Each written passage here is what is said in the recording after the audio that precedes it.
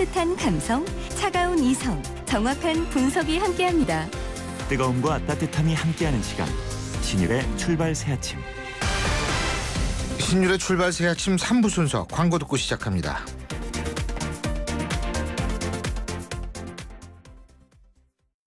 안녕하세요. 고두심입니다. 제주도를 사랑하시는 만큼 롯데 제주사랑 감귤사랑도 많이 사랑해주세요. 마시면 마실수록 우리 제주 감귤 농가에 큰 힘이 됩니다. 맛있다. 감귤 주스는 롯데 제주사랑 감귤사랑. 하영 먹고 하영 건강 없어야? 왜?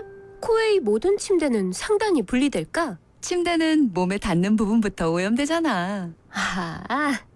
더러운 상단을 분리해 언제든 새 타퍼로, 그리고 전문가의 관리까지. 위생까지 책임져야 진짜 침대다. 코웨이 매트리스 케어 렌탈 1588-5200.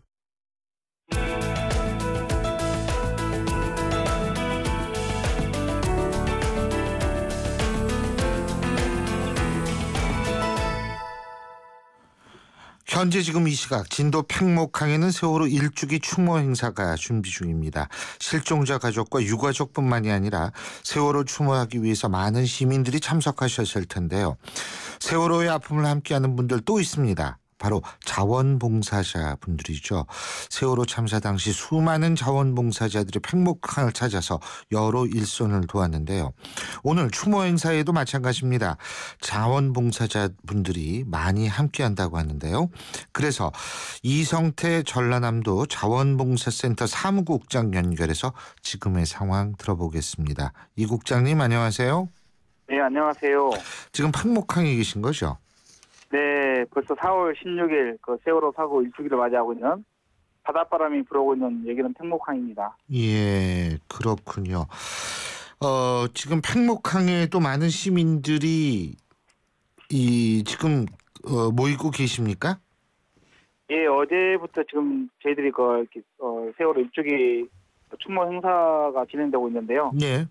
지난해 우리가 그 자원봉사자들도 갑작스럽게 찾아온 엄청난 사고로 눈물을 훔치면서 진도까지 달려왔잖아요. 그 지난해 4월의 마음으로 가족과 함께 좀 나눔과 참여를 통해서 예. 팽목항을 찾아온 그 피해 가족들, 초모국들에게 따뜻한 차를 나눠주고 간식을 제공하고 예. 또 바닷가다 보니까 또 기온차가 또 심하지 않습니까? 그래서 핫팩이나 무릎 담요, 또 팽목항 일대 환경행위를 할 계획이고요. 예. 오늘 또 종교단체에서는 또 주먹밥이라든가 자장면들을 준비해 오신다 하니까 함께 배식 봉사도 할 계획입니다. 그렇군요. 우리 이 국장님은 작년이죠. 그러니까 1년 전에도 그 자원봉사로 계속 일을 하고 계셨던 거예요? 예, 같이 참여를 해왔었습니다. 1년 전에도요? 네, 그렇군요. 1년 전에 쭉 거기서 자원봉사 하시고 1년 만에 또다시 팽목항에 가셔서 자원봉사를 하셨을 때는 정말 그 감정적인 측면이 많이 좀 남다르셨을 것 같은데요. 어떻습니까? 사실 작년에 저희들이 굉장히 긴 시간 동안 여기서 함께를 해왔는데요. 예. 지난 4월 달은 잊을 수가 없을 것 같습니다. 4월 16일 아침에 일어났지만은 지금까지 계속적으로 이어지고 있는 이 일주기가 그때 끝난 게 아니라 지금까지 이어지고 있는 진도 상황이다 보니까 참 일주기라고 말씀드리기 어렵고요. 또 엄청난 사고 앞에서 우리 국민들이 눈물을 흘리면서 한 사람이라도 구조되기를 간절히 바랬지 않습니까? 예. 그런 가족들의 애타는 마음들을 옆에서 지켜볼 수 있었는 정말 볼 수 없는 정도로 힘든 시간들이었고요. 그럼에도 불구하고 자발적으로 찾아온 우리 시민들의 그 자원봉사 참여 정신은 우리 가족들을 지켜주셨고 또 이 가족들에게 말도 필요 없이 눈물 뚝뚝 흘리면서 장기간 동안 봉사해 주신 그 모습들을 보면서 참 감사했죠. 이런 세월호 참사 속에서도 우리 국민들의 그 성숙한 시민의식이랄까 이런 것도 또렷이 느낄 수 있었고요. 또 자원봉사로 또 물품으로 또 성금으로 보내주셨고요. 또 진도를 정말 오고 싶은데 불구하고 차마 그 방문하지 못한 시민들도 많이 계셨다 하더라고요. 그래서 그런 마음들을 다 충분히 읽으면서 봉사에 참여해 왔습니다. 당시 활동하실 때 제일 어려웠던 점은 어떤 거였었어요? 정말 사실 모든 점들이 쉽지는 않았습니다. 제일 어려웠던 점이라고 하면은 지금도 마찬가지입니다만은 가족들 가족들에게 그 어떤 말로도 위로를 해드릴 수 없었다는 사실입니다. 침몰해 가는 배 안에서 구조해줄 거라고 기다렸던 그 학생들의 모습, 그 모습 상상만 해도 정말 하기 싫은 그 상상인데요. 그래서 이 땅에 살아가는 우리 모든 사람들이 되게 미안하고 안타까워서 그랬었잖아요. 그래서 우리 자원봉사자들도 여기도 그때 당시에 그 사실 변변한 쉼터 하나 제대로 만들어 주지 못했거든요. 그럼에도 불구하고 우리 봉사하신 분들이 저한테 이렇게 불편하다는 말씀 한마디 없으셨고 그래서 좀 미안하고 그러는데요. 아무튼 그 우리 자원봉사자들한테는 너무 미안하고 감사하고 가족분들한테는 드릴 말씀이 없을 정도로 안타까운 마음들이 가장 어려웠던 일이 아니었나 싶습니다. 예. 저기 지금 팽목항에 희생자 가족분들도 계시나요? 공식 추모 행사가 안산에도 있기 때문에 여쭤보는 건데요. 유가족분들 안산에서는 오늘 사실 그 공식 추모 행사는 이렇게 취소된 걸로 알고 있고요. 지금 진도에서는 어제 그 유가족들 실종자 가족들이 한 500여 명 참여하셔가지고 좀 사고 현장을 한번 둘러보고 오셨어요. 그래서 꽃도 던지고 하는 눈물도 흘렸겠죠. 그 상황에서 뭐라 어떤 표현이 있었겠습니까? 그런 상황들 가지고 늦게 돌아오셨고 또 일부는 많이 올라가셨고요. 그래서 실종자 가족들은 현재 팽목항에 좀 많이 남아 계십니다. 예. 그 1년 전부터 지금까지 사실 실종자 가족분들도 있지 않습니까? 그렇죠? 네네. 그렇기 때문에 비교적 1년 가까이 활동을 했던 자원봉사자분들도 계실 것 같은데요. 진도에는 당시에 이렇게 하루 이틀 하고 돌아가려고 했던 분들이 몇 달 동안 장기간 봉사를 해주신 분도 많이 계셨고요. 그다음에 그때 작년에 돌아가시다가 도저히 마음이 안 내켜서 다시 돌아오신 분들이 계속 이어지고 있습니다. 그래서 우리 정말 누군지는 모르지만 누군가는 모르지만은 그런 봉사자들 끊임없이 진도를 찾아주셨고 오늘 보니까는 오늘 보니까 지난해 오랫동안 계셨던 봉사자들이 다시 찾아와서 지금 함께 손길을 좀 돕고 있습니다. 예, 그렇군요. 근데 안산 행사가 취소됐다는 얘기는 아직 저희 제작진이 알아본 결과로는 확인할 수가 없습니다. 그러니까 취소가 안 된 것 같은데 그거 저희가 좀 더 알아보죠. 예. 추모 행사가 사실은 이제 가족들 입장에서는 아직은 좀 이렇게 일찍이 추모라는 그 말씀을 나누는 것도 참 버거워하더라고요. 근데 진도에서 어제 식기금도 오늘 할 계획이고요. 그래서 진도에서는 그런 아직도 찾지 못하는 그 가족들 빨리 돌아오기를 염원하는 마음에서 그런 마음으로 행사라기보다는 그런 마음이 들어있는 것 같습니다. 알겠습니다. 이번에 추모 자원봉사 언제까지 하시는 겁니까? 저희들이 지금 일단은 어제부터 내일까지 3일간 좀 집중적으로 이번에 컨셉은 저희들이 이렇게 했습니다. 좀 가족의 마음으로 참여하되 검소하게 참여하자 이런 선에서 우리 봉사하신 분들이 오신 분들을 따뜻하게 차를 나누고 음식을 나누면서 우리가 그런 마음으로 지난해 4월의 마음으로 참여하자 이런 생각을 가지고 참여하고 있습니다. 예, 지금 당장 필요하신 거 있으세요? 저희는 지금 우리 가족들에게 따뜻한 마음, 배려 이것이 더 중요할 것 같고요. 예. 이런 마음들이 이렇게 잘 이루어져서 우리 사회가 좀 공동체적인 사회, 좀 더 진실한 사회 이런 사회를 많은 분들이 바라지 않겠느냐는 생각이 듭니다. 알겠습니다. 예, 오늘 그쪽에서 좀 많이 수고해 주시고요. 예, 오늘 말씀 여기까지 듣겠습니다. 고맙습니다. 네, 감사합니다. 지금까지 이성태 전라남도 자원봉사센터 사무국장이었습니다.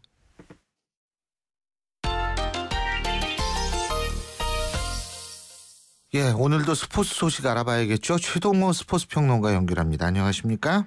예, 안녕하세요. 예, 이 빈볼 말이에요. 그러니까 이게 몸에다 고의로 던지는 볼을 빈볼이라고 그러는 거죠? 예, 그렇습니다. 그렇죠. 고의성이 있어야지 빈볼이죠. 예. 그렇죠. 예. 프로야구 빈볼 시비가 지금 걸려 있는 그 이동걸 투수 그리고 하고 한화 구단 또 김성근 감독한테 징계가 결정이 됐네요. 예, 이 한국야구위원회 KBO가 어제 상벌위원회를 열고 이 몸에 맞는 공, 이 빈볼을 던진 이동골 투수에게 5경기 출장 정지, 벌금 200만 원 징계를 내렸습니다. 또 이 선수단 이 관리 소홀 책임을 물어서 이 김성근 감독에게 제재금 300만 원, 하나 구단에 500만 원을 부과했습니다.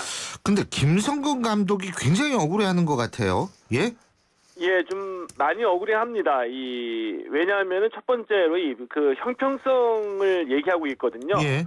왜냐하면은 이 빈볼로 인해서 감독이 제재금을 받은 사례는 2002년하고 2003년에 한 차례씩 2번밖에 없었기 때문에 그렇게 흔한 일은 아닙니다. 이제 구단의 징계를 받은 것은 이번에 처음이고요. 그리고 김성근 감독은 또 이동골 투수가 던진 공이 빈볼이 아니라고 주장하고 있거든요. 예. 네, 그렇기 때문에 덧붙여서 이 김성근 감독은 이 구단에 더 이상 폐를 끼친다면은 내가 그만두겠다. 이번 사건으로 인해서 야구에 대한 열의가 식은 것 같다. 이런 말까지 하면서 이 서운한 감을 숨기지 않고 있습니다. 이 징계가 좀 어떻게 변할 가능성도 있는 거예요, 지금 상황에서? 징계는 지금 상황에서 다시 수정이나 경감 가능성은 거의 없다라고 보시는 게 맞을 것 왜요? 같습니다. 일단은 이 징계 경감 또 징계가 과하다 중하다라는 얘기 논의 자체가 지금 KBO 안에서 전혀 있지 않고요. 예. 그리고 이 근거에 의해서 나온 거기 때문에 징계가 바뀔 가능성은 없다라고 보시는 게 맞을 것 같습니다. 예. 김성근 감독, 야신이라고 불리우는 감독인데 이렇게 예. 억울해하는 걸 보면 좀 그래서 제가 여쭤본 건데. 왜냐하면은요. 예. 이 김성근 감독이 올 시즌 초반에 이제 한화로 부임하게 되면서 많은 주목을 받기도 했었거든요. 예. 근데 김성근 하면은 많은 분들이 생각하시는 것처럼 아주 냉정한 승부사의 이미지가 그대로 있습니다. 예. 자, 그런데 그동안 김성근 감독이 감독으로 재임하면서 예를 들면은 큰 점수 차로 이기고 있는데도 9회에 마무리 투수가 조금만 불안하면은 곧바로 투수를 교체한다든지, 그리고 빈볼을 던진 투수가 모자를 벗어서 미안하다는 표시를 했을 때에 강하게 질책을 했다라든지 같은 냉정한 승부를 벌였던 점이 많이 있기 때문에 이런 면도 많은 좀 영향을 끼쳤다라고 볼 수가 있겠죠. 예, 그렇군요. 자, 이건 좀 다른 야구 얘기인데, 예. 이 프로야구에서 이 기아의 하위 타선이 공포의 타선이라고 그러네요. 예? 예, 그렇습니다. 하위 타선이 어떻게 공포의 타선이 됐는지, 예? 예. 네. 이 기아가 이 개막 후에 강점을 보여온 것이 타선의 폭발성이거든요. 예. 근데 왜 폭발성이 있냐면은 중심 타선도 잘 터지는데 하위 타선에서도 언제든지 한 발씩 터트려주고 있기 때문에 기아가 무서운 겁니다. 예. 근데 어제 LG전에서도 이 7번, 8번, 9번으로 이어지는 김다원, 이성우, 최은규 선수가 4득점, 1타점을 뽑아내면서 맹활약했거든요. 예. 기아가 LG를 9대4로 이겼고요. 어제 경기에서 좀 보기 드물게 기아의 김기태 감독이 심판에 항의하다가 퇴장을 당했는데 이 김기태 감독이 그라운드에 들어 누우면서까지 판정에 항의하는 좀 흔치 않은 모습을 연출하기도 했습니다. 그렇군요. 예. 그리고 우리가 훌륭한 선수다 이렇게 얘기를 하는 선수들이 다 나름대로 이유가 있는 것 같아요. 예, 성실성이라든지 그죠? 예. 이승엽 선수 같은 경우에도 벌써 올해 만 39이죠, 만. 예, 그렇습니다. 그렇죠. 방송에서는 대부분 다 만이죠. 그렇죠. 39살. 그럼 우리나라 나이로 40이 넘은 건데. 그죠? 예. 이 정도 나이에서도 어제 3점 홈런을 날렸다. 이거는 정말 엄청나게 성실한 자신 관리, 철저한 자신에 대한 관리 아니면 불가능한 일 아니겠어요? 네, 정확하게 말씀해 주셨는데요. 일단 운동선수가 제가 보기에는 35 이상을 넘어서도 운동을 계속 선수 생명을 이어간다는 거는 그만큼 치열하고 성실한 자기관리가 있었기 때문이라고 보고요. 예. 이 삼성의 이승엽 선수 어제 한화전에서 이 3대3 동점이던 6회에 3점 홈런을 터뜨리면서 승부를 갈랐습니다. 예. 이 비거리 125m짜리 대형 홈런이었거든요. 예. 올 시즌의 세 번째 홈런이고요. 이 삼성이 한화를 8대3으로 이기고 단독 1위로 복귀를 했습니다. 그리고 또 이 롯데도 프로야구 초반에 만만찮게 이 초반 상승세를 이어가고 있는데 어제 NC를 6대0으로 이기고 2위로 올라섰고요. 넥센은 SK를 6대4로 이겼습니다. 두산은 연장 12회 접전을 벌였는데 예. 이 KT를 7대6, 한 점 차로 힘겹게 따돌렸습니다. 예, 그렇군요. 그리고 프로축구에서 닭공, 이게 닥치고 공격의 약자죠. 참 이 얘기 오래간만에 듣네요. 닭공. 예, 이 진짜 공격으로 유명한 최강희 감독이요. 이 전북이 지금 잘 나가고 있는데 21경기 연속 무패 기록, 이거 진짜 어려운 거 아니에요? 예, 어렵습니다. 예, 어려운데요. 일단 전북이 어제 부산하고 이 경기에서 2대1로 승리했거든요. 네. 이동국 선수하고 레오나르도 선수가 각각 골을 기록을 했는데, 어제 승리하면서 전북이 지난해 9월 6일 상주전 승리 이후로 21경기 연속 무패 행진을 이어가고 있습니다. 이제 그만큼 어려운 기록이기 때문에 K리그에서는 최다 연속 무패 타이 기록이기도 하고요. 놀라운 거는 이 기간 동안에 전북이 21경기에서 16번 승리를 하고 5번 비겼거든요. 승률이 무려 76.2%입니다. 대단하네요. 예, 대단하죠. 이 다음 경기가 이번 주 토요일에 있는 제주전이거든요. 이 제주전에서 이기거나 비기면은 이 22경기 연속 무패 행진으로 이 K리그 신기록을 세우게 되고요. 어제 또 다른 경기에서는 이 박주영 선수가 선발로 출전한 서울, 대전을 1대0으로 이겼고요. 이 강팀끼리 맞붙었던 울산하고 삼성의 경기는 1대1로 비겼습니다. 그렇군요. 자, 그리고 저희가 얼마 전에 잠깐 말씀을 드렸는데 지금 창원에서는 월드컵 사격 대회가 열렸었죠. 그죠? 어제 막을 내렸는데 우리나라가 종합 3위 했다 그러죠? 예, 좋은 성적을 거뒀습니다. 어제 마지막 날 경기가 열렸거든요. 어제 경기에서 이제 한진섭 선수가 이 남자 50m 소총 3자세 3위를 기록했습니다. 자, 우리나라가 이번 대회에서 이 금메달 1개, 은메달 2개, 동메달 3개로 종합 3위에 올랐는데요. 자, 중요한 것은 지난해 세계 선수권 대회에 이어서 이번 대회에서도 5장의 올림픽 티켓을 따냈다는 겁니다. 그래서 이 한국 사격 지난해 세계 선수권 대회에서 5장, 이번에 5장에서 모두 10장의 이 내년 리우 올림픽 출전권을 확보를 했습니다. 그렇군요. 예, 오늘 말씀은 여기까지 듣죠. 고맙습니다. 예, 고맙습니다. 예, 스포츠 소식 지금까지 최동호 스포츠 평론가였습니다. 비가 온다. 비 오는 날은 대리기사님들이 적게 출동하므로 고객님들의 독촉 전화가 많은 힘든 날이다. 아직 나에겐 12분의 기사님이 있다. 비를 이겨내야 한다. 좌우로 정렬 2588 2588 좌우가 같네 좌우가 같아 2588 2588. 안녕하세요, 차승원입니다. 제가 문제 하나 낼게요. 닭강정은 차갑게 먹어야 맛있을까요? 뜨겁게 먹어야 맛있을까요? 정답은 버거로 먹어야 맛있습니다.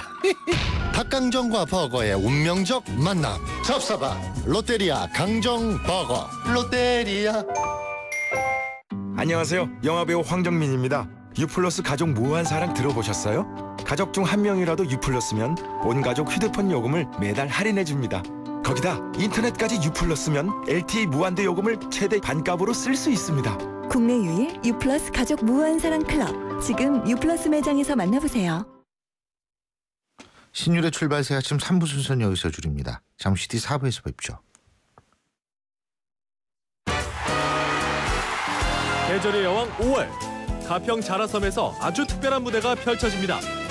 국내 최대 야외 무대에서 펼쳐지는 아름다운 공연과 화려한 불꽃놀이의 강연. 2015 자라섬 불꽃축제.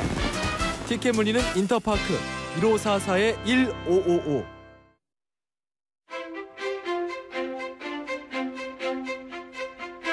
여러분은 지금 신율 교수가 진행하는 출발 새 아침을 듣고 계십니다.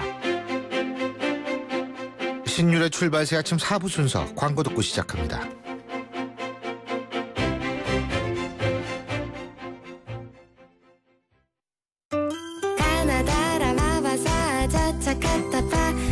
전해주고 싶은 얘기 바람병에 담으면 한글이 모자랄지도 몰라. 병 하나에 담을 수 없는 초정탄산수 이야기. 파란을 일으키다. 초정탄산수. 엄마라는, 도전이라는, 헌신이라는 이름의 흉터. 때론 자랑스럽지만 달라졌으면 하는 여자 마음. 더마틱스 울트라로 흉터 달라질 수 있습니다. CPX 성분이 흉터를 흐리고 부드럽고 매끈하게. 흉터 전문 더마틱스 울트라. 본 제품은 의료기기입니다. 도시의 여러분, 저 김연아는 평창에 있습니다. 맑고 깨끗한 강원 평창수와 함께요. 해발 680m, 평창의 깨끗함을 담은 강원 평창수로 오늘도 힘내세요. 평창 동계올림픽 공식 먹는 샘물 강원 평창수. 연아랑 마셔요. 대한민국을 고발합니다. 예, 대한민국을 고발합니다. 오늘은 저희가 한번 다뤘던 이슈지만은요. 그래도 이것을 계속 점검해야 되는 우리 생활에 아주 밀접한 관계가 있는 문제 다시 한번 짚어보겠습니다. 바로 이 통신비, 우리 휴대전화요. 통신비 그리고 단말기, 이거 우리 단통법이라고 그러죠. 이 부분은 종합적으로 점검해 볼 텐데요. 자, 오늘 그래서 두 분 나와 계십니다. 통신 이용자 이슈 전문가시죠. 조영수 변호사, 그리고 참여연대 안진걸 협동사무처장 두 분 나와 계십니다. 어서 오십시오. 예, 안녕하십니까. 안녕하십니까. 예, 우리 조영수 변호사님은 지난번에 홈플러스 개인정보 불법 매매 이슈 때 그때 모셨었는데 어떻게 고소 지금 진행되고 있습니까? 예, 지금 마무리 작업 중이고요. 예. 시민 60여 분하고 1인당 청구액 100만 원으로 해서 다음 주 화요일에 지금 소장을 제기할 예정입니다. 1차적으로 소장을 제기를 하고 그다음 다시 피해자분들을 모아서 2차적으로 지금 소송을 준비할 예정이고요. 저희들하고 같이 다른 시민단체인 경실련 진보 네트워크도 아마 조만간 홈플러스 상대로 소송을 제기할 예정으로 알고 있습니다. 그렇군요. 지금 조영수 변호사께서 소비자 통신 이슈 전문가신데 이게 이동통신요금 원가 공개 소송 요거 근데 이게 소송 하도 끌어가지고 옛날 자료가 지금 공개되게 생겼죠? 예. 항소심까지 승소했다는데 그럼 언제쯤 대법원 판결에 떨어집니까? 한 1년 걸리는 거 아니에요? 예. 전기통신사업법에 의하면 통신 사업자들은 1년에 한 번씩 원가 정보가 포함된 영업보고서를 과거 방통위 지금은 미러부에 제출하도록 되어 있습니다. 그리고 새로운 요금제가 출시될 때마다 요금 산정 근거 자료도 같이 제출하도록 되어 있습니다. 저희들이 그 정보들에 대해서 과거 방통위에 공개를 청구를 했었고요. 고등법원까지 현재 일부 정보를 제외하고는 대부분 공개를 하라고 판결이 났고 여기에 대해서 통신사들이 작년 3월에 상고를 제기를 했습니다. 그래서 올해 좀 판결이 나오지 않을까 싶고요. 만약 판결이 나와서 고등법원 취지가 유지가 된다면 저희들이 통신요금 인하와 관련해서 좀 더 실질적인 대안을 마련할 수 있는 기회가 되지 않을까 싶습니다. 안 처장님. 예. 이거 판결 나오면 이게 옛날 자료 아니에요? 그러니까 요새 자료가 아니라? 저희가 정보공개 청구했을 때가 스마트폰 초기 요금제 때 뭐 이렇게 정액요금제를 비싸게 받나. 그전에 표준요금 12,000원, 지금은 1,000원 이하에서 11,000원인데요. 정액요금제도 이제 기본요금 다 포함되어 있는데 갑자기 34,000원, 54,000원 54,000원. 이제 당시에는 35,000원, 45,000원, 55,000원, 65,000원 이렇게 나왔습니다. 요금제가.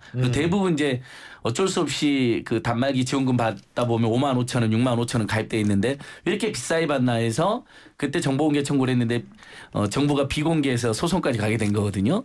공개가 돼도 옛날 자료니까 실익이 많지는 않을 거다라는 전망이 나오는데 다만 이동통신 3사가 민간 재벌 대기업이긴 하지만은 통신 서비스의 공공성에 의해서 요금 원가를 공개해야 된다라는 획기적인 판결이기 때문에 이 서비스의 공공성이 제고되는 확실한 계기는 된다. 그럼 지금 현재 LTE폰이라든지 제대로 받고 있느냐, 폭리가 없느냐 요구할 근거가 생기는 거죠.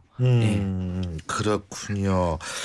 근데 이 통신비 부담 진짜 이거 좀 만만치가 않아가지고 이게 어떻게 조정이 좀 돼야 되는데 기본요금 이게 지금도 있죠, 조영수 변호사님? 예, 기본요금 가입자당 지금 11,000원씩 받고 있는 걸로 알고 있고요. 이게 뭐 택시입니까? 기본요금이 있게? 택시 기본요금하고 조금 다르고요. 일단 이거는 사용량과 관계없이 무조건 부과되는 요금입니다. 택시 같은 경우에는 기본요금만큼 사용량에서 지금 빠지는 부분이기 때문에 그 기본요금하고는 개념이 조금 다르고요. 실제로 이 기본요금을 지금 부과하게 된 명분은 이렇습니다. 애초에 이동통신 사업 자체가 굉장히 초기 투자 비용이 많이 들기 때문에 특히 망투자 비용이 많이 들기 때문에 그걸 보전해 준다는 취지에서 기본 요금을 책정을 해서 부과를 할 수 있도록 했었는데 지금 이동통신 사업이 시작된 지 10년 이상이 지났고요. 그동안 이미 대부분 망투자 비용을 회수를 했기 때문에 저희들 판단으로는 기본 요금을 받을 명분이 지금 없는 상태다. 지금 이렇게 생각하고 있습니다. 명분 기본 기본요금이 11,000원 얼마 전까지 12,000원이었는데 저희들이 요금이나 캠페인하니까 1,000원이나 한 거거든요. 2012년도쯤에 겨우 1,000원이나 했다 해서 큰 문제가 됐었는데 이건 지금 정액요금제에 들어가 있습니다. 근데 사람들이 정액요금제를 내니까 나는 기본요금 안 내는지 아는 분들이 계시는데 표준요금제 600만 명은 아예 딱 11,000원 찍혀 나오고 대부분 정액요금제는 이제 그게 들어있으니까 이제 숨은요금제라고 하는데 정액요금 이렇게 구성되는 거죠. 기본요금 더하기 일정 사용량 해서 5.4요금제, 뭐 6.2요금제 이렇게 되어 있는 거거든요. 그 기본요금은 그러니까 항상 붙는 거다. 예, 그렇죠? 맞습니다. 그래서 어느 정도냐면 1년에 무려 6, 7조쯤이 기본요금으로 지금 저희가 징수당하는데 금액도 금액이지만 저희는 근거가 없기 때문에 부당하기 때문에 폐지해야 된다고 주장하는 건데 만약에 4인 가구 우리 청취자들끼리 지금 당장 머릿속에 떨려도 우리 4식구 하면 한 달에 44,000원 아니 그러니까 그렇지 한 달에 44,000원 1년이면 52만 원이 넘거든요.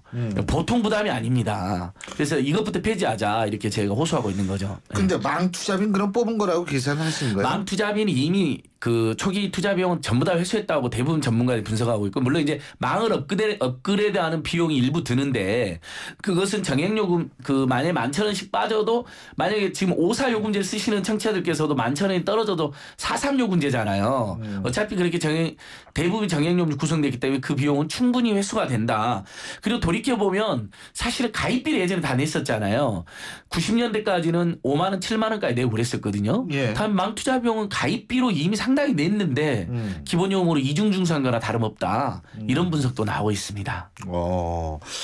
아니 그 이제 망투자비 기본적으로 예를 들면 우리가 민자 고속도로 다닌거나 민자 터널을 지나갈 때 어차피 그분들의 그 투자한 사람들의 투자비를 뽑아야 되니까 좀 했다가 고속도로 비용도 조금 그거 다 뽑으면 느리라고 그러지 않습니까? 그죠? 이것도 똑같은 이건 아예 없애자. 그러니까 그러니까 민자 고속도로도 이제 말씀 잘해주셨는데 점점 그 출연 통행료 떨어지잖아요. 우리는 안 떨어지고 있는 게 문제가 되는 것이고 그 딱 이렇게 만들어 놓으면 보수 유지 비용만 들잖아요. 근데 유선은 사실 유선전화 지금 가입비도 1,000원, 2,000원 이렇게 떨어졌거든요. 원래 유선은 선을 집집마다 깔고 그다음에 보수 유지 비용이 들잖아요. 끊임없이 관리를 해야 되니까. 근데 무선은 기지국만 만들고 집집마다 연결되는 게 아니기 때문에 비용이 훨씬 적게 듭니다. 관리 유지 비용이. 그러니까 기본요금 받을 이유가 없다는 게 많은 분들의 분석입니다. 그렇군요. 자, 이거 어쨌든 이게 숨은 요금이다. 이 기본 요금이라고 얘기를 하는 것이요. 예? 그러면 지금 여기 참여연대가 기본 요금 폐지에 대한 법안을 냈습니까? 낼 겁니까? 지금 이미 낸 상태고요.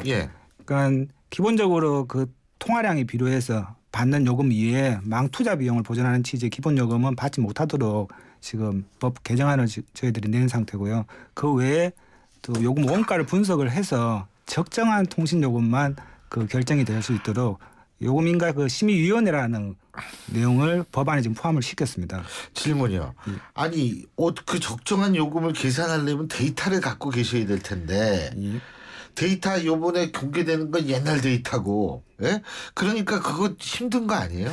그러니까 저희들이 요금인가 심의위원회 이 위원회 내에는 관련 원가 정보들을 모두 공개하도록 그 규정들을 지금 마련을 했고요. 그러니까 그 요금인가 심의위원회에 각계 전문가분들이 모여서 물론 통신사업자뿐만 아니고 소비자 측 전문가분들도 모여가지고 또 관련된 원가 공개 정보를 모두 검토를 해서 적정한 요금 내에서만 심의를 해서 요금이 결정될 수 있도록 그런 취지로 개정안을 냈습니다. 그러니까 저희들이 무슨 통신사들 돈 벌지 말라는 게 아니라 돈 많이 벌고 고용도 늘리고 좋잖아요. 외국에도 이렇게 수출도 하고. 그럼요. 오히려 그렇게 하시라는 겁니다. 다만 너무 과도하게 담합하거나 폭리를 취하지 말라는 거니까 적정 이유는 보장하는데 그 이상 초과 이유는 이제는 국민들에게 더 이상 받지 말자. 5,800만 가까이 가입되어 있어서 박리담회가 충분히 가능한 구조이거든요. 박리담회가 가능하다. 근데 저 궁금한 게 안 처장님. 요새 보면 알뜰폰 같은 게 나온단 말이에요. 그럼 그건 기본 요금이 없는 거예요? 알뜰폰 기본 요금이 있는데요. 알뜰폰이 이제 반값 통신이라고 보통 그러는데 뭐 기본 요금 3,500원짜리도 있고 기본 요금 1,000원짜리도 있고. 그러니까 그 기본 요금이 그렇게 낮잖아요. 그거는. 맞습니다. 지금 아까 말씀드린 것처럼 집집마다 선 까는 비용 들고 유지 보수 비용 훨씬 많이 드는 유선전화도 기본 요금이 지금 다 1,000원이거나 2,000원이거나 3,000원밖에 되지 않습니다. 그리고 알뜰폰도 지금 훨씬 영세한 업체들이 알뜰폰은 30개 업체쯤 되는데 있는데 대기업이 상당히 빼면 다 중소기업들이거든요. 근데 기본요금 3,000원짜리도 1,000원짜리도 나와 있거든요. 그런데 왜 이동통신 3사 매출만 1년에 32조가 넘고 SK텔레콤 기준으로 순이익만 1.67조가 넘는 이 대재벌들께서 굳이 기본요금을 징수하냐 이거죠. 그래서 지금 폐지할 때겠다. 그래서 참여연대 법안 냈고 다행히 야당 의원들도 지금 법안을 냈습니다. 그래서 야당 미방위 간사 우상호 의원인데요. 법안을 냈고 내일 관련 토론회도 지금 개최하는 걸로 되어 있습니다. 근데 그 알뜰폰의 존재라는 것 사실 자체가 기본요금을 좀 많이 내리거나 없애도 된다라는 거를 증명해 주는 거라고 볼 수는 없나요? 그렇죠. 지금 사실 기본요금이 알뜰폰이 굉장히 낮은 업체도 있지만 제가 파악하기로는 기본요금 자체를 안 받는 알뜰폰 업체도 있는 걸로 알고 있습니다. 그러니까 기본요금 자체가 사실은 지금 징수하기 좀 부당한 요금이다는 간접적인 증명이 되는 상황이고요. 그러니까 명분이 없는 상황이라는 게 알뜰폰 업체를 통해서도 저희들이 알 수가 있는 겁니다. 그렇죠. 자, 그리고 말이에요. 단통법. 단말기 유통 이게 뭐야 되죠? 또 이 단말기 유통에 관한 단말기 유통구조 개선에 관한 법률입니다. 그래서 단말기 유통법이라고 하고 단통법이라고 하고. 이거 우리 조영수 변호사께서는 어떻게 평가하십니까? 6개월이 넘었는데. 그러니까 지금 단통법이 처음 만들어진 취지가 그 이용자들한테 그 보조금 단말기 보조금 정보를 투명하게 공개를 하고 또 보조금 액수를 제한을 해서 이용자들에 대한 보조금 그 소비자 차별을 없애고 또 보조금 경쟁에 과열되는 걸 막아가서 그 보조금이 인하되는 금액만큼 요금을 인하하거나 또 소비자 그 서비스를 개선하기 위한 목적으로 이제 만들어졌는데 실제 소비자 그 이용자 차별 부분 그리고 보조금 경쟁이 지금 가열되는 부분은 상당히 좀 완화가 된 부분이고요. 근데 이런 부분에 대해서는 어느 정도 인정을 하지만 그 인하된 보조금 부분이 과연 소비자 이익으로 갔는지 요금 인하로 갔는지 이 부분에 대해서는 저희도 굉장히 부정적으로 생각하고 있습니다. 최근에 그 발표된 그 통사들의 1분기 실적 예측치를 보면 작년보다도 거의 2배 가까운 영업이익이 지금 그 성장한 걸로 그렇게 지금 나와 있는데 이걸 보건대 대부분의 지금 그 보조금 인하로 인한 이익 부분이 소비자한테 간 게 아니고 전부 통신사들한테 갔다. 그래서 저희들이 그 단통법에 대해서 소위 말하는 단지 그 통신사를 배분을 위한 법률 그 말 취지 그대로 지금 되고 있는 상황이 아닌가 저희들은 그렇게 판단하고 있습니다. 그러니까 단통법이 취지는 괜찮습니다. 그리고 이제 분리요금제라고 해서 자기가 이제 폰을 마련해갖고 갖고 가면 예전에는 12% 추가 할인을 해줬고 앞으로는 20% 4월 24일부터 20%까지 추가 할인이 되거든요. 예를 들면 자기가 폰을 준비해서 간다는 게 인터넷상으로 예를 들면 중국 휴대폰이나 이런 걸 사가지고 그래서 그 뭐 대리점에 가가지고 개통을 할 맞습니다. 경우. 중고폰 또 선물 받은 폰 또는 뭐 외국에 여행 가고 잠시 사온 폰 이런 걸로 하면 지금까지는 12% 추가 할인 해줍니다. 약정기간 할인 있잖아요. 1차 할인, 2차 할인입니다. 이게 나는 지원금 대신 이걸 하겠다 하면 되는 거거든요. 4월 24일부터는 20%로 늘어납니다. 그러니까 이런 장점이 있긴 합니다만 결정적으로 단통법 국민에서 우리 국민들이 제일 분노했던 것은 통신요금을 하나도 인하하지 않는다는 거죠. 일단 통신사의 통신요금 인하되지 않고 심지어 좋은 혜택들이 일방적으로 축소가 됐습니다. 단통법 국면에서. 그다음에 단말기 초고액은 하나도 인하하지 않았는데 보조금만 엄격 규제하니까 이번에 그 이른바 이제 갤럭시 S6 나왔잖아요. 그게 지금 80만 원에서 100만 원까지 합니다. 엄청 비싸잖아요. 근데 보조금은 지금 보니까 SK텔레콤이 13만 원 공시를 했어요. 그럼 100만 원짜리 사야 되면 87만 원을 내야 된다는 이야기인데 예전에는 그게 규정 외이긴 했지만은 그렇죠. 뭐 공짜로 샀다는 분도 있고 뭐 10만 원만 주거나 이런 일이 있었잖아요. 그러고 보니까 미국도 이번에 갤럭시 S6 똑같이 출시되는데 $200면 사는 거예요. 2년 약정만 하면 $200면 20만 원 돈이잖아요. 그다음에 S5나 S4로 갖고 간 보상 판매에서 거의 공짜로 이렇게 판매되는 걸 저희가 확인했거든요. 근데 우리만 유독 엄격한 단통법 때문에 보조금 아주 작아졌고 그다음에 초고액 단말기 가격은 하나도 인하하지 않고 이 구조니까 국민들이 분노한 거죠. 그래서 단통법이 대폭 보완돼야 된다. 단말기 가격이 떨어지지 않는 한 이 법에 문제가 있다 이렇게 지적되는 겁니다. 갑자기 그 미국에서 그렇게 싸대니까 더 화가 나네. 아니 이거 사실 자동차도 가격이 미국하고 우리하고 다르고 말이에요. 똑같은 차인데 이제는 휴대전화마저 그러면 뭐 국내 소비자는 복입니까? 이거 어떻게 뭐 개정안 좀 내실 예정입니까? 그러니까 저희들 단통법 개정안 내용 중에 그 휴대전화 단말기 가격이 외국보다 부당하게 지금 높거나 부당한 이익을 얻는 부분에 대해서 제재를 하는 규정이 있습니다. 그래서 기본적으로 소비자들이 느끼는 가장 큰 불만 중에 하나가 단말기 가격이 외국보다 너무 비싸다. 소비자들이 봉이냐 이런 불만들이 있는데 이 부분 관련해서 제재를 가할 수 있도록 그리고 적절한 단말기 가격이 여기 책정될 수 있도록 저희들이 법안에 그 부분을 포함을 시켰고요. 그리고 단말기 가격을 위해서는 가장 중요한 부분은 분리공시제가 시행이 돼야 됩니다. 그러니까 분리공시제라는 건 그 단말기 보조금이 제조사 보조금이 얼마이고 통신사 보조금이 얼마인지를 분리해서 그 공시하는 제도입니다. 근데 제조사 보조금 같은 경우에는 다르게 이야기를 하면 그만큼 단말기 가격을 인하를 해도 된다는 취지로 해석이 될 수가 있는 부분입니다. 따라서 제조사 보조금이 공시가 된다면 그 부분에 대한 인하 유도가 있을 거고요. 그만큼 단말기 가격이 인하될 가능성이 높기 때문에 저희들은 단말기 가격 인하를 위해서는 그 분리공시제가 반드시 시행이 돼야 된다. 그래서 법안에 이 부분을 포함을 시켰습니다. 아니 그렇게 미국은 그렇게 같은 단말기라도 싸고 우리나라는 비싸다는 거는 그게 도대체 전 뭐가 뭔지를 모르겠어요. 그러면은 우리나라에서 이윤을 창출해서 시장을 넓히는 데 사용한다 이렇게 긍정적으로 바라봐야 되는 겁니까? 그건 뭐예요 대체? 그래서 그런 해석도 나옵니다. 실제로 지금 미국의 버라이즌이라고 하는 유명한 그 통신사가 갤럭시 S6 $200에 팔고 S4나 S5를 갖고 오면 오히려 공짜로 판다는 게 지금 확인이 됐거든요. 그러니까 아까 이제 교수님께서 자동차 이야기도 하셨는데 제네시스를 1,200만 원 더 비싸게 판다. 이것도 문제가 됐었잖아요. 한국에서만. 보니까 근데 스타벅스나 맥도날드도 한국에서만 비싸게 팔아요. 그래서 전체적으로 한국 소비자들은 가격만 보면 우리가 미국보다 훨씬 잘 사네. 예, 그러니까 사실은 경제 규모는 우리가 더 적은데 그래서 그런 분노가 굉장히 큰데 휴대폰 부분에서 분노가 크고 비슷한 사양의 최고급 단말기가 외국에서는 20만 원, 30만 원대 팔리는 거 흔하게 저희가 볼 수 있거든요. 유독 한국만 굉장한 폭리가 끼어 있다. 그리고 2012년도 이미 공정거래위원회에서 우리나라 휴대폰 제조사들과 통신 3사, 제조 2사하고 통신 3사가 짜고 단말기 가격 부풀린 다음에 보조금을 주는 척 하는 겁니다. 그럼 우리는 예를 들면 80만 원짜리인데 보조금을 30만 원이나 주네 50만 원 주는구나 하고 좋다고 우리가 사잖아요. 근데 거기에 부풀려서 보조금을 30만 원 주는 걸로 나오거든요. 원래 50만 원짜리를. 그러니까 그게 사기 거의 부당 유인행위라고 해서 공정거래법으로 과징금을 매긴 적이 있습니다. 그리고 법원에서도 공정위 편을 다 들어줬거든요. 이 부분에 대해서는 참여연대가 따로 사기죄로 고발해 놓은 상태입니다. 예전에 백화점 사기세라고 똑같은 구조로 돼 있었거든요. 옷을 50만 원짜리 옷인데 100만 원이라고 딱 공지한 다음에 그다음에 50% 세일이라고 이게 진짜 있었던 일이고 그게 당시에 검찰이 기소를 해서 대법원 판례에 사기다라고 나와 있습니다. 휴대폰도 거의 그런 구조로 되어 있는데 결국은 단통법이 그러면 그 단말기 가격이 끼어있는 거품을 제거했느냐 이걸 못하고 보조금만 엄격하게 규제하니까 국민들은 거기에 대해서 문제 제기를 하고 있는 것이죠. 그렇군요. 이게 그러니까 결국은 상당히 우리가 너무 비싸게 주고 산다. 사실 미국하고 우리하고 미국 조금 올리고 우리 좀 낮추면 되는 거 아닌가? 이런 생각도 들거든요.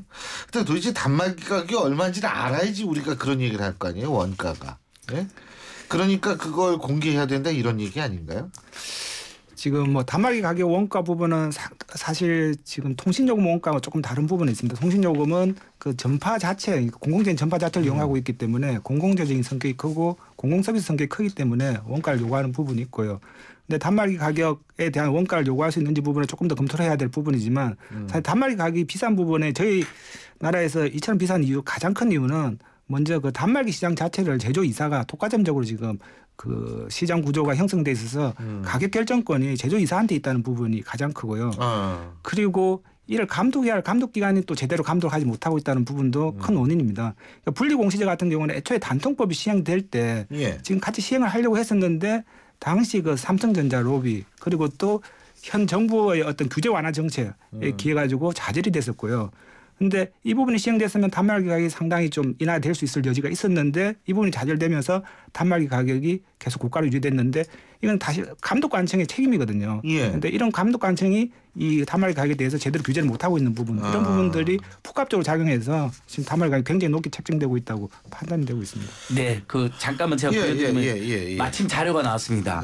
국회 문병의원실에서 우리 미래부 산하소관기관하고 통신업계로부터 확인한 가트너라는 유명한 기관이 있습니다. 국제 단말기 가격 조사를 하는데요. 가트너라는 기관인데요. 우리나라가 일반폰은 2년 연속 세계 1위. 고급폰은 3년 연속 세계 2위. 이제 고급폰은 스마트폰 말하는 건데요. 지난 2012년도에는 426달러쯤이었는데 2014년도에는 546달러로 올라갔습니다. 다른 나라는 오히려 떨어지고 있는데 우리는 오히려 고급폰을 중심으로 단말기 부담이 늘어났다. 그래서 총 고급 스마트폰 가격이 2년간 30% 가까이 인상됐거든요. 이게 통계상으로도 저희가 NGO가 조사한 게 아니라 가트너라고 하는 유명한 국제 단말기 가격 조사 기관에서 발표한 자료입니다. 그렇군요. 예. 그리고 안 차장님, 참여연대, SKT, KT, LG텔레콤 여기 U+죠, 이거? 예, 맞습니다. 통신당국이 신고됐는데 왜 하셨어요? 예, 정말 저희들 바쁜데요. SK텔레콤 지금 이용자들께서는 T가족 포인트라는 게 있습니다. 가족들이 이제 같이 가입하면 포인트를 쌓아가지고 그걸로 이제 나중에 뭐 현금처럼 사용할 수 있는 건데 갑자기 SK텔레콤이 그걸 일방적으로 폐지하기로 한 겁니다. 그리고 KT도 원래 멤버십이라고 해서 이걸로 이제 마일리지가 쌓이면 그동안 2년 동안 쓸 수 있는데 갑자기 1년 안에 써야 되는 걸로 또 규정을 일방적으로 변경했습니다. LG U+ 같은 경우는 7년 동안 분실료 상태인 고객의 연락도 없이 매년 4,350 빼나가고 그것이 문제가 됐었거든요. 이런 부분들은 저희가 기본요금 폐지, 단말 가격 인하 못지않게 통신 3사들이 소비자들을 이렇게 속이고 기만하는 행위다. 그러니까 딱 통신 3사만 있잖아요. 제조사는 2사, 삼성, LG, 통신 3사도 SK, LG, KT만 있기 때문에 소비자들, 국민들 무서운지 모르고 이렇게 일방적으로 혜택을 축소하고 있다. 이런 이제 문제 제기 차원에서 통신당국이 신고를 한 겁니다. 알겠습니다. 자, 조영수 변호사님, 마지막으로 가계통신비 절감 방안 어떤 게 좋은지 좀 정리해 주시죠. 예, 일단 뭐 좀 전에 이야기 나온 것처럼 일단 기본요금이 폐지돼야 되고요. 기본요금 자체가 명분이 없기 때문에 기본요금 폐지가 돼야 되고요. 그리고 분리요금제 과거에 12%였는데 최근에 지금 20%까지 인하를 하겠다고 발표를 했는데 뭐 일본 같은 경우는 27%, 독일은 28%, 프랑스는 33%까지 지금 인하를 해주고 있습니다. 네. 분리요금제 그 인하율을 좀 더 높여야 되고요. 그리고 지금 단말기 가격 관련해서 좀 전에 말씀드린 분리공시제도 시행이 돼야 될 필요가 있습니다. 그러니까 전체적으로는 일단은 이 통신시장 자체의 정보가 굉장히 좀 투명하게 공개가 돼야 되고요. 그리고 여기 시장 경쟁이 굉장히 좀 활성화돼야 되는데 그러기 위해서는 알뜰폰의 경쟁을 높여야 되고 뭐 장기적으로는 제4이동 통신의 진입도 지금 충분히 고민해야 되지 않나 생각이 듭니다. 알겠습니다. 거기에다가 이제 사실 대부분 정액요금제를 쓰시니까 다 5사요금제, 6.25요금제 이상으로 많이 가입돼 있거든요. 거기서 기본요금이 폐지되고 거기다 일부 더 완화되면 지금 일본의 소프트뱅크는 2만 원대 정액요금제가 있습니다. 우리도 만 원대, 2만 원대 정액요금제로 가자는 거고 지금 알뜰폰 도매 비용이 너무 비싸니까 알뜰폰 가격이 덜 떨어져 있거든요. 그래서 알뜰폰 도매를 통신 3사가 더 저렴하게 하면 우리 소비자들이 훨씬 더 저렴한 알뜰폰이 가능하다. 자, 지금까지 두 분과 이 단말기 통신비 이슈 알아봤습니다. 지금까지 통신이용자 이슈 전문가 조용수 변호사 그리고 참여연대 안진걸 사무처장 두 분과 함께했습니다. 말씀 잘 들었습니다. 고맙습니다. 예, 고맙습니다. 희망은 빛나는 미래죠. 희망은 내일의 성공. 희망은 활기찬 노후지. 희망은 저 기은센과 함께 희망을 노래해요. 희망을 키우는 평생은행 IBK 기업은행. 지금 들으실 광고는 쉐보레 스파크를 고민 중인 분들을 위한 광고입니다. 지금 스파크 구매 시 선수금 제로, 최대 3년 무이자 할부로 스파크의 오너가 될 수 있는 놀라운 혜택. 오직 쉐보레에서만. 전시장 및 홈페이지 참조 4월 한 달간. Chevrolet, find new roads.